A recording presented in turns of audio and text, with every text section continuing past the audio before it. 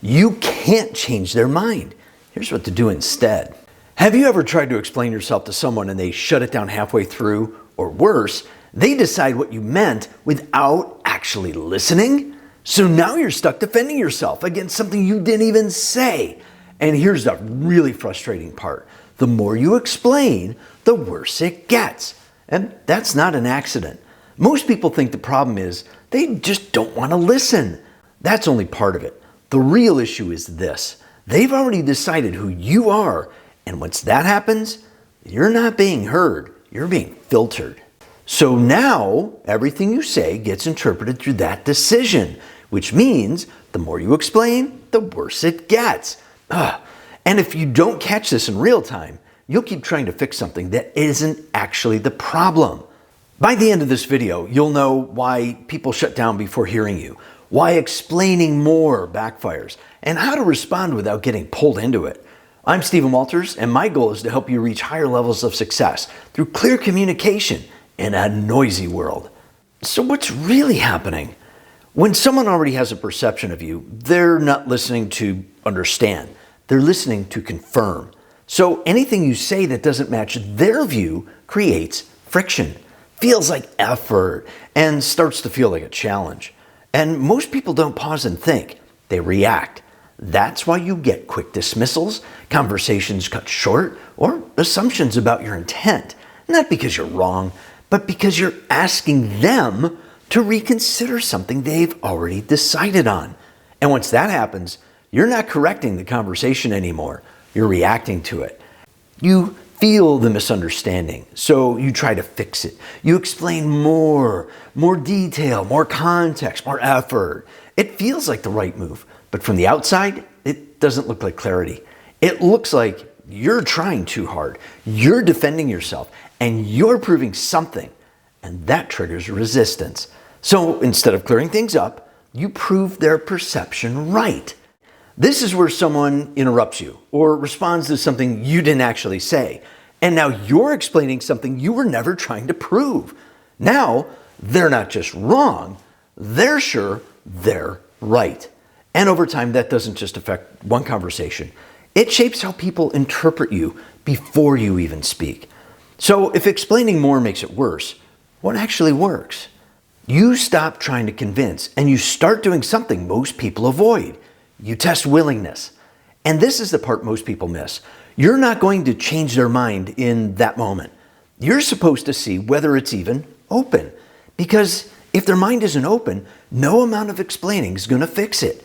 Instead of explaining everything, you make them choose to engage. Think of this as your default response. Pause, offer, observe.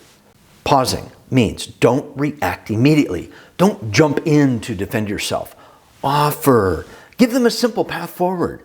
You might say, if you want the quick version, I could explain. If not, we can leave it there.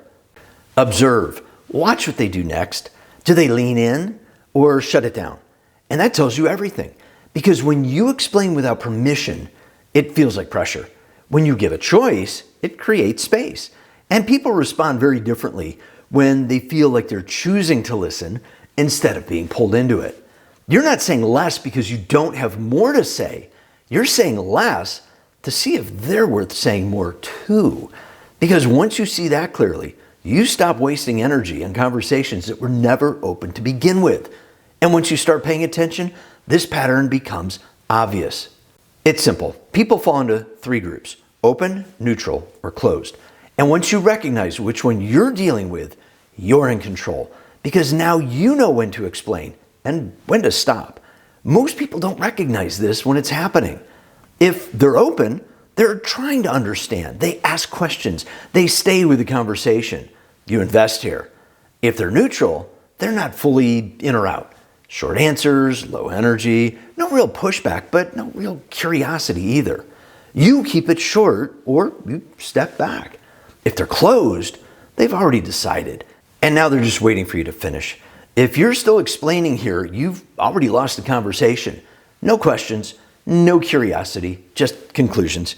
And don't explain here. And this is where most people go wrong. They treat all three the same. They over-explain to neutral people and try to convince closed people. You don't fight closed people. You don't chase neutral people. You build with open people. And here's the trap that pulls people right back in. It's easy to think, these people are just impossible. But the moment you do that, you lose control of the situation because now you're reacting instead of reading what's actually happening. Not everyone who shuts down is against you. Some people are just overloaded, distracted, or just not ready.